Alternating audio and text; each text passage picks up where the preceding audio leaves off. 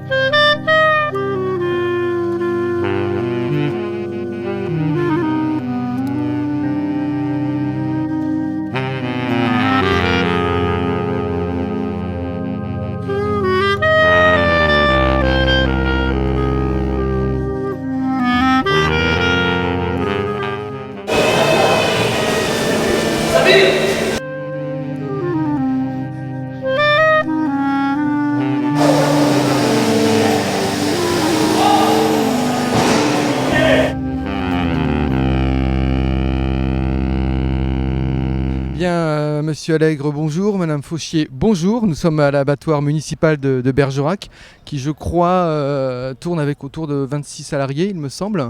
Honneur aux dames, Madame Fauchier, vous êtes responsable qualité à l'abattoir municipal. Est-ce que vous pouvez nous dire en quoi consiste votre travail ? C'est garantir la qualité sanitaire des carcasses. Alors on travaille en collaboration avec les services vétérinaires qui sont en permanence présents lors des abattages.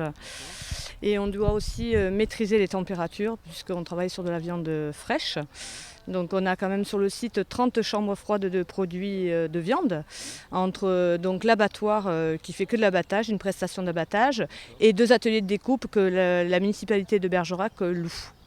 Très bien. Qu'est-ce que vous avez fait comme formation ? Qu'est-ce qu'on fait comme formation pour être responsable qualité dans un abattoir ? Donc là, j'ai un BTS industrie agroalimentaire complété par une année d'université pour maîtriser tous les outils qualité en fait. Voilà, donc un bac+3 au final. Alors quand vous dites que vous vérifiez la qualité de la viande, quels sont les critères ou quels sont les éléments qui font que vous allez peut-être rejeter ou mettre de côté des animaux ? Donc en fait on fait venir le laboratoire qui prélève sur toutes les 3 semaines, qui va prélever dans les frigos sur les carcasses les différentes espèces, alors les bovins, les porcs et les ovins. Et ensuite ces analyses sont envoyées donc en analyse et au vu des résultats, en fonction de la réglementation, les carcasses, souvent les résultats varient entre satisfaisants et acceptables. Donc on n'a pas de problème particulier. Si jamais il y a des dérives, on doit déclencher des actions correctives, refaire des analyses et revenir à la conformité du produit. Et c'est ce qui arrive, ça peut arriver ponctuellement et on doit obligatoirement à ce moment-là déclencher des actions correctives. Est-ce que vous avez eu à gérer des crises particulières ? Parce qu'on a souvent entendu parler d'épidémies concernant la viande bovine ou ovine. Est-ce que ça vous est arrivé de gérer ces crises ? Non. Donc il y a des mesures prises, notamment sur le bovin avec tout ce qui est maladie ESB. Mais en fait, les animaux sont consignés pour les animaux les plus vieux. Donc ça, c'est vraiment les services vétérinaires qui vont gérer ce souci-là, puisqu'ils ont toute autorité au niveau de l'abattoir en matière sanitaire. Donc voilà, c'est plutôt eux. Mais après, non, on n'a pas eu récemment de crise particulière à gérer. Non.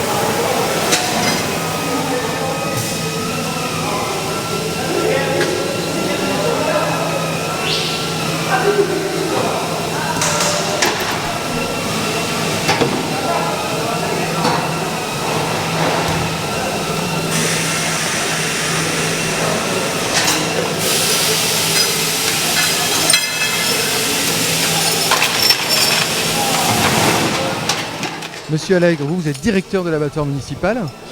Bonjour, cet abattoir municipal, il existe depuis combien de temps ? Alors l'abattoir municipal ici sur place c'est depuis les années 60. Il avait été déménagé du centre-ville où il était à la gare à l'époque jusqu'ici. Mais bien sûr vous comprenez que des outils qui souffrent comme ça avec des carcasses de bovins assez lourdes, c'est renouvelé régulièrement, l'outil est refait. On a une grosse tranche de travaux qui a été refait entre 2003 et 2006 et puis des mises aux normes régulières, des nouveaux outils qui arrivent. C'est un petit peu le but de cette journée où l'on se rencontre aujourd'hui, c'est de justement montrer à nos élus ce que l'on a fait sur cette dernière année, fin 2014, début 2015 en investissement, c'est-à-dire environ 250 000 € d'investissement sur une grosse machine qui va nous permettre de mieux travailler la qualité des cuirs et également de permettre à nos usagers de mieux expédier les carcasses en refaisant un quai complet d'expédition que l'on verra tout à l'heure lors de la visite. Quand vous dites mieux travailler la qualité des cuirs, qu'est-ce que ça signifie ? Alors, on a un appareil tout automatique maintenant qui nous permet de soulager déjà les charges de travail par rapport au personnel, mais également de préserver une peau, puisque tout est récupéré dans les bovins. On récupère également la peau qui va partir dans des tanneries pour être travaillée dans des comme Hermès, Vuitton, etc., qui travaillent du cuir de bonne qualité. On a des cuirs sur des animaux de boucherie comme la blonde d'Aquitaine où le cuir est intéressant à récupérer. Alors on a un pôle cuir sur le nord du département, mais nous également sur Bergerac, on a des cuirs de qualité qui nous permettent de faire partir nos cuirs dans des tanneries de haute qualité également. Voilà. Concernant les animaux qui sont abattus ici, ça couvre quel territoire exactement ? Alors les animaux, pour la réception des animaux vivants, ça vient des départements limitrophes, c'est-à-dire d'abord la Dordogne en priorité bien sûr, mais après le Lot-et-Garonne, le Lot, la Haute-Vienne, le Sud-Charente et la Gironde. Voilà, c'est vraiment, on est un abattoir maintenant de capacité régionale, on va dire, plutôt que départementale. Et pour pouvoir s'approvisionner et réaliser les 7500 tonnes que l'on fait chaque année, il faut aller s'approvisionner un petit peu plus loin que le département. En plus, on a des clients maintenant dus à la fermeture d'abattoirs locaux, que ce soit Saint-Thierry-la-Perche, Bordeaux. On a récupéré donc des clients qui amènent leur bétail, en particulier GEG, Groupement des éleveurs girondins qui est sur la Gironde, qui amène chez nous toutes les semaines des camions de bovins, de veaux et d'agneaux. Bien, puis il y a une petite spécificité, je me souviens d'un reportage que nous avions réalisé, je crois qu'il y a 2 ans. Il y a une convention signée avec le Maroc ou le consul marocain pour notamment l'abattage rituel. C'est toujours pratiqué ? C'est toujours d'actualité, bien sûr, l'abattage halal chez nous. Et il est fait régulièrement chaque semaine avec un sacrificateur agréé par la mosquée de Paris. On fait bien sûr chaque année en l'Aïd el-Kébir pour rendre un service aux familles musulmanes sur Bergerac, sur même maintenant plus que Bergerac, puisqu'on a également Sainte-Foy-la-Grande, Pineuil, enfin des communautés qui viennent maintenant se servir sur l'abattoir. Donc c'est un service aussi, le halal, que l'on rend pour environ 5% de nos abattages traditionnels. Voilà. Moi j'ai travaillé ici depuis 2012. J'exerce le métier de sacrificateur pour le rite halal de l'abattoir de Bergerac. Ça concerne les musulmans et les arabes et tout. Et comme le dit notre traduction. Est-ce que vous pouvez nous expliquer en quoi ça consiste le rituel halal ? Le rite halal, c'est les bêtes égorgées, soit égorgées, sans l'assommer, sans l'électricité et tout. Question idiote, est-ce qu'il faut un diplôme pour être sacrificateur officiel ? Ouais, c'est professionnel. Comme j'exerce le métier, ça fait longtemps. C'est mon père, mon grand-père, ils sont bouchers. Alors j'exerce le métier. Et comme j'ai la carte de la mosquée de Paris, j'ai la carte de sacrificateur. C'est tout identique. D'accord. Qu'est-ce qui est le plus difficile dans le travail d'abattage ? Le plus difficile, le plus fatigant ? De ne pas tromper. Le bête n'est pas halal, tu le mets halal et ça c'est une grande responsabilité. Parce que tous les bouchers, ils ne connaissent rien, ils ne voient rien. Alors c'est entre toi et le Dieu. C'est grande responsabilité ça. C'est pas... Et après sinon dans les difficultés physiques de travail à l'abattoir, ça va ? Oh, ça va, un peu, oui. Un peu mal au dos, mais ça passe. Très bien, merci. De rien. Bien, tout à l'heure, vous avez parlé des conditions de l'amélioration des conditions de travail des ouvriers, notamment pour le travail du cuir. Vous-même, est-ce que vous avez travaillé en tant qu'ouvrier? Vous avez gravi les échelons ou vous êtes... Alors, pas tout à fait. Je connais bien le travail sur chaîne, puisque de par mon expérience et plus de 35 ans à la tête de différents abattoirs en France, en partant de Spanghero jusqu'à maintenant l'abattoir de Bergerac. Donc voilà, j'ai dirigé des gros abattoirs. Donc l'expérience et la connaissance de cette filière, eh bien, elle est maintenant acquise. Je suis également président de la formation de notre fédération française des abattoirs à Paris, donc ce qui m'amène également à quelques déplacements pour gérer cette fédération. Et non, c'est une formation que j'ai obtenue à Clermont-Ferrand, à l'école des viandes de Clermont-Ferrand. Voilà. Il y a beaucoup de documentaires récemment, une association culturelle ici à Bergerac avait fait des rencontres sur les animaux et des documentaires sur les abattoirs, où il y en a quelques-uns. Et souvent on pointe deux choses, à la fois des conditions de travail difficiles et des maladies chroniques spécifiques aux ouvriers. Est-ce que c'est le cas ici? Et puis d'autre part, une critique de la façon dont une critique de la façon dont les bêtes sont abattues. Est-ce que vous pouvez essayer de nous expliquer un peu si ces deux points, vous y travaillez? Tout à fait, ces deux questions sont primordiales et bien prises en compte chez nous. La protection animale, tout d'abord, est une obligation maintenant. On forme notre personnel, on a un référent qui est responsable protection animale. Vous avez vu tout à l'heure Marie-Josée Fauchier, également elle s'occupe de protection animale. Donc ça c'est bien pris en compte dans nos procédures, dans nos plans de maîtrise sanitaire. Excusez-moi. On a également des visites de vétérinaires pour contrôler justement si c'est bien fait dans de bonnes conditions. Voilà. Et après, vous me parlez de maladies chroniques ou de maladies professionnelles. C'est tout à fait pris en compte chez nous. Pour l'instant, on n'a pas trop de problèmes de TMS. Parce que nous sommes dans un... TMS, vous pouvez peut-être... C'est les troubles musculo-squelettiques, donc c'est des gestes à répétition. Ça se voit beaucoup en salle de découpe, un petit peu moins en abattoir, mais c'est bien pris en compte également chez nous, puisque le personnel est polyvalent. Ils tournent sur les postes, ils ne font pas toujours les mêmes gestes. C'est un petit peu différent que certains ateliers de découpe, où là on a des taux d'accidents ou de maladies qui est très important. Non, pour l'instant, on n'a pas de je vais dire, le travail a beaucoup changé depuis une dizaine d'années. On a beaucoup mécanisé nos chaînes, on n'a plus à pousser, à porter comme on l'avait autrefois. Donc ça soulage beaucoup et ça nous fait gagner sur ces taux d'accident. Dernière question reliée à la précédente. La loi a changé là, sur le droit des animaux. Est-ce que pour vous, il y a eu des contraintes particulières justement? Alors les contraintes, c'est uniquement réglementaire, c'est de la procédure essentiellement.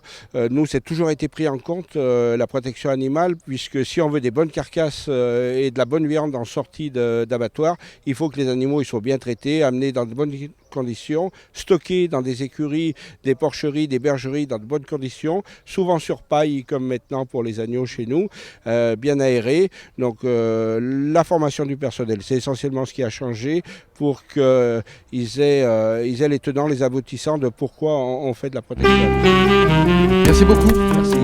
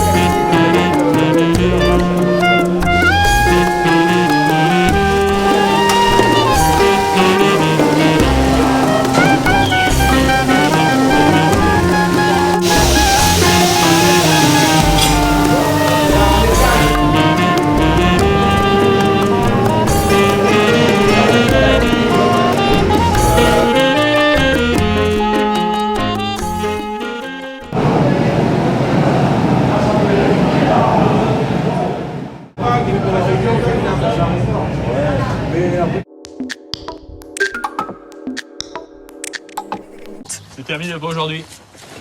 On verra une autre fois. À la caméra, attention! C'est vous.